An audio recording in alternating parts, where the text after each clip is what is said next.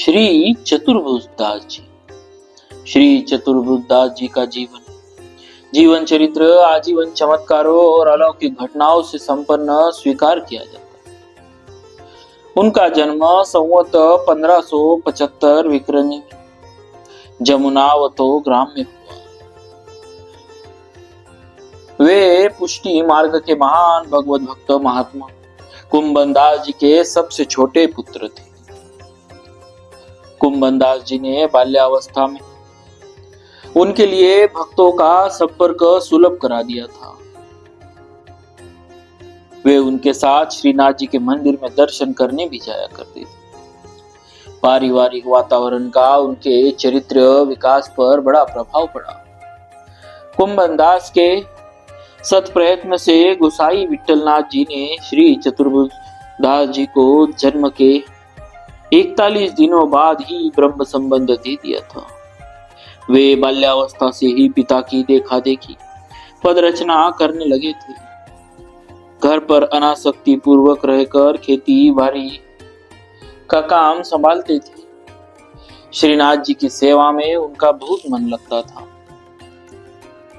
बाल्यावस्था से ही श्री भगवान की अंतरंग लीलाओं की उन्हें अनुभूति होने लगी थी।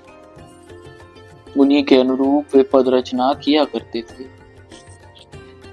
उनकी काव्य और संगीत की निपुणता से प्रसन्न होकर श्री विट्ठलनाथ जी ने उनको अष्टछाप में सम्मिलित कर लिया था। वृद्ध पिता के साथ अष्टछाप के कवियों में एक प्रमुख स्थान प्राप्त करना उनकी दृढ़ भगवत भक्ति, कवित्व शक्ति और विरक्ति का परिचायक है। ब्रह्म संबंध से गौरवान्वित होने के बाद वे अपने पिता के साथ जमुनावतो गांव में ही रहा करते थे। नित्य उनके साथ श्रीनाथ जी की सेवा और कीर्तन तथा दर्शन के लिए गोवर्धन आया करते थे। कभी कभी गोकुल में नवनीत प्रिय के दर्शन के लिए भी जाते थे, पर श्रीनाथ जी का विरह उनके लिए असह्य हो जाया करता था। श्रीनाथ जी में उनकी भक्ति सखा भाव की थी। भगवान उन्हें प्रत्यक्ष दर्शन देकर साथ में खेला करते थे। श्री वल्लभ संप्रदाय में आपको श्रीनाथ जी के नित्य सखा विशाल का अवतार माना जाता है। भक्तों की इच्छा पूर्ति के लिए ही भगवान अभिव्यक्त होते। श्री विट्ठलनाथ जी महाराज की कृपा से चतुर्भुज दास को प्रकट और अप्रकट लीला का अनुभव होने लगा। एक समय श्री गोसाई जी भगवान का श्रृंगार कर रहे थे, दर्पण दिखला रहे थे। चतुर्भुज दास जी रूप माधुरी का आस्वादन कर रहे थे। उनके अधरों की भारती मुस्कुरा उठी। भक्त की वाणी का कंठ पूर्ण रूप से खुल चुका था। उनका मन भगवान के पदारविंद मकरंद के मद से उन्मत्त था। उनके नयनों ने विश्वास पूर्वक सौंदर्य का चित्र उरेहा। भगवान के नित्य सौंदर्य में अभिवृद्धि की रेखाएं चमक। भगवान का सौंदर्य तो क्षण क्षण में नवीनता से अलंकृत होता रहता था। यही तो उसका वैचित्र्य है। लीला दर्शन करने वाले को भगवान सदा नए नए ही लगते हैं। एक समय गोसाई विट्ठलनाथ गोकुल में थे। गोसाई जी के पुत्रों ने परासोली में रास लीला की योजना की। उस समय श्री गोकुलनाथ जी ने चतुर्भुज दास जी से पद गाने का अनुरोध किया। चतुर्भुज दास तो रस सम्राट श्रीनाथ जी के सामने गाया करते थे। भक्त अपने भगवान के विरह में ही लीन। श्रीनाथ जी ने चतुर्भुज दास पर कृपा की।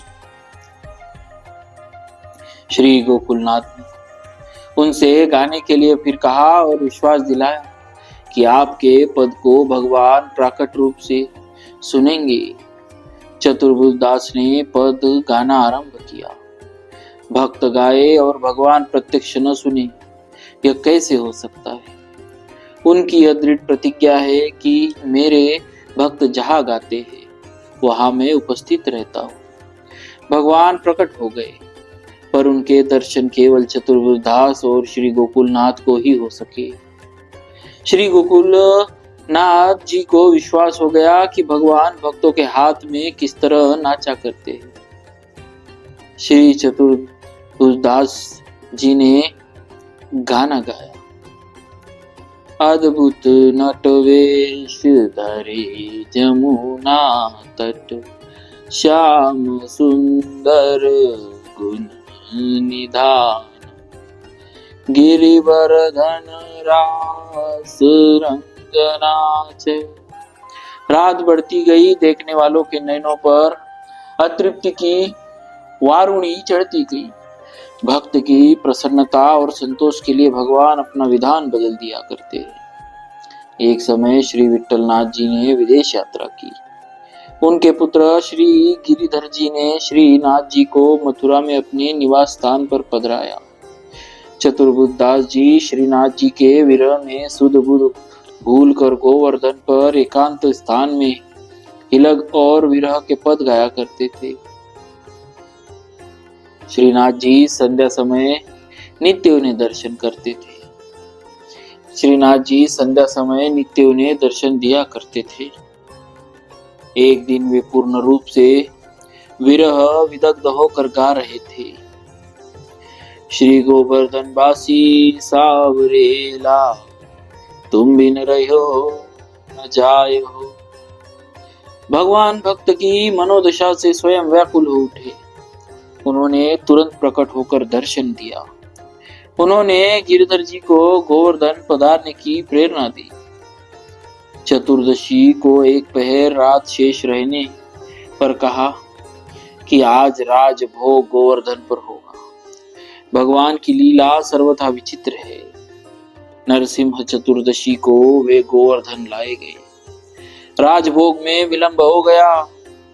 राजभोग और शयन भोग साथ ही साथ दोनों उसकी सेवा में रखे गए। श्री नरसिंह चतुर्दशी को वे उसी दिन से दो राजभोग की सेवा से पूजित होते हैं। उनका देहावसान संवत 1642 विक्रमी में रुद्रकुंड पर एक इमली के वृक्ष के नीचे हुआ था। वे श्रृंगार मिश्रित भक्ति प्रधान कवि, रसिक और महान भगवत भक्त थे। ऐसे थे हमारे भक्तराज श्री चतुर्भुजदास जी। तो भक्तों बोलिए श्री चतुर्भुजदास जी महाराज की जय। भक्तवत्सल भगवान